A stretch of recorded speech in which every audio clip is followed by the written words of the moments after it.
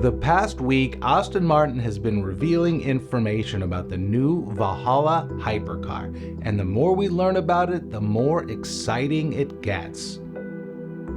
Developed as a joint effort between Aston Martin and Red Bull Racing, the Valhalla is meant to be a more comfortable daily driver alternative to the Valkyrie Halo car. But even though it has a focus on usability, the Valhalla is still very much a road-going interpretation of an F1 race car. The Valhalla was 6 years in the making and has gone through several revisions along the way. It made its first appearance in 2019 with a much more simple exterior design, a V6 engine, and one electric motor.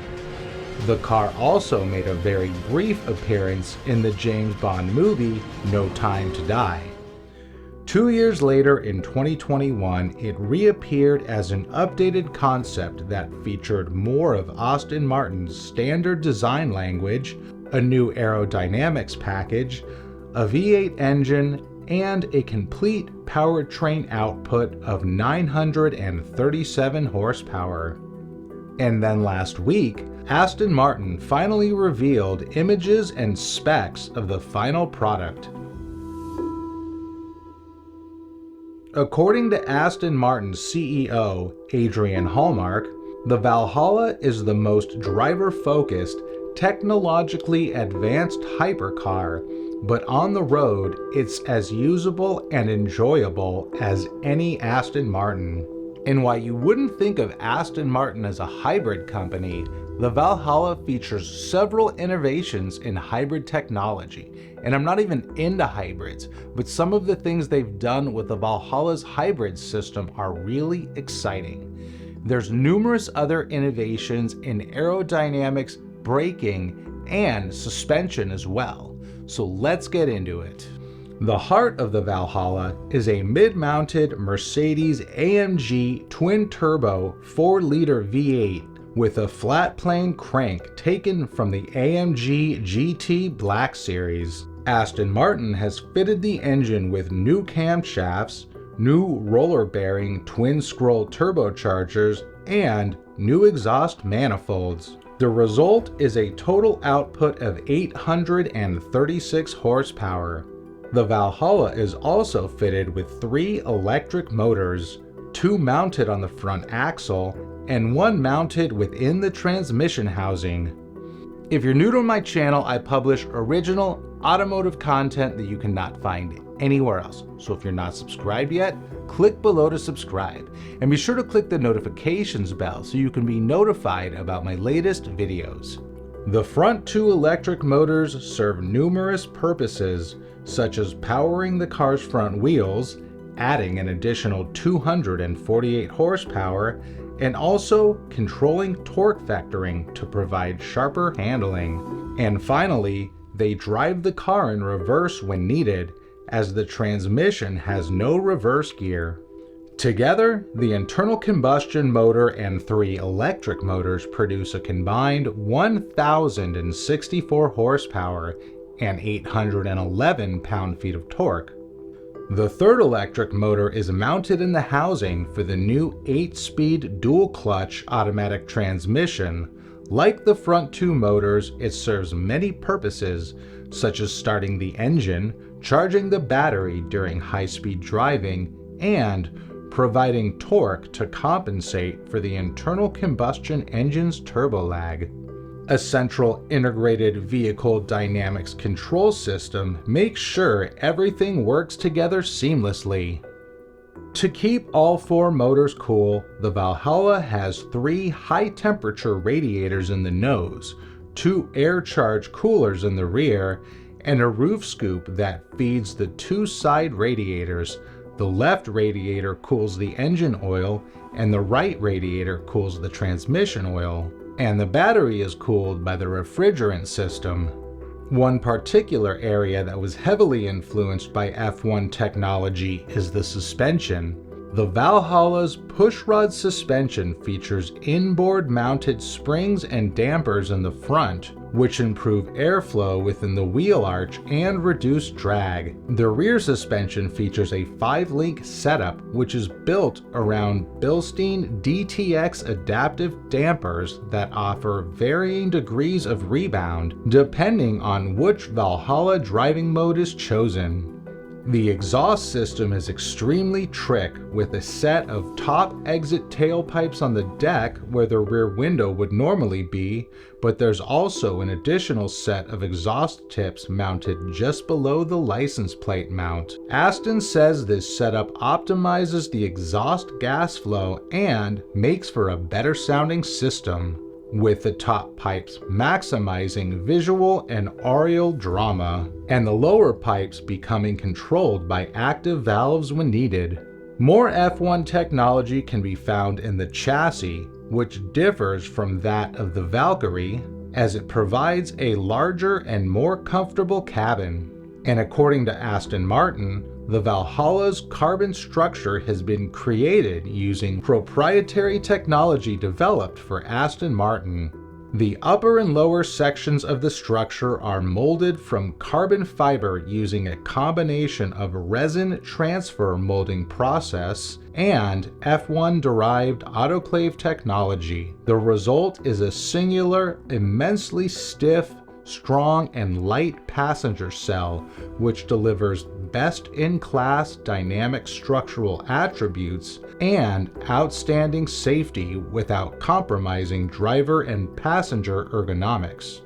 The Valhalla features the largest brakes ever mounted to an Aston Martin. The carbon ceramic disc brakes use 16.1-inch rotors and 6-piston calipers up front, and 15.3 rotors and 4-piston calipers at the rear. Aston Martin's goal was to provide a consistent pedal feel across a range of driving situations. The braking system also features 2 forms of regenerative braking, with the majority of the regen coming from the front motors and, additionally, at the rear motor when you lift off the throttle. The Valhalla is fitted with active and passive aerodynamics from nose to tail, and according to Aston Martin, they took an F1 approach by using every element of the body shape to generate downforce and minimize drag. However, the Valhalla is not restricted by F1 regulations, so it can benefit from fully active aerodynamic systems at both the front and rear, which will generate in excess of 600 kilograms of downforce at 240 kilometers per hour or 149 miles per hour.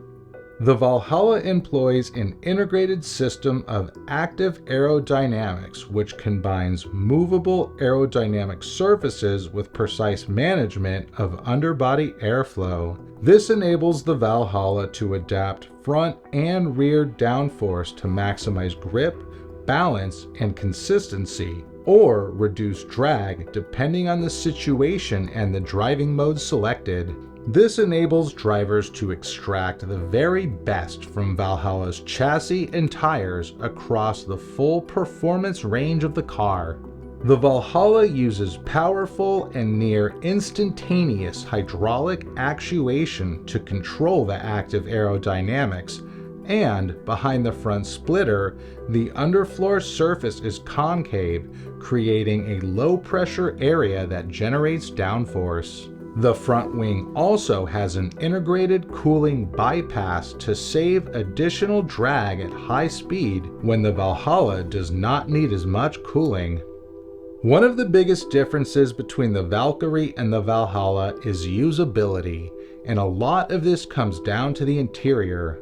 For starters, Aston Martin utilizes a more open carbon fiber monocoque chassis and also forward hinged dihedral doors instead of gullwing doors to create more space inside the cabin. There are one-piece carbon fiber racing bucket seats with minimum padding, a carbon brace that runs across the length of the dashboard with a pair of screens for the gauge cluster and infotainment system floating above it, and a set of vertical air vents below it.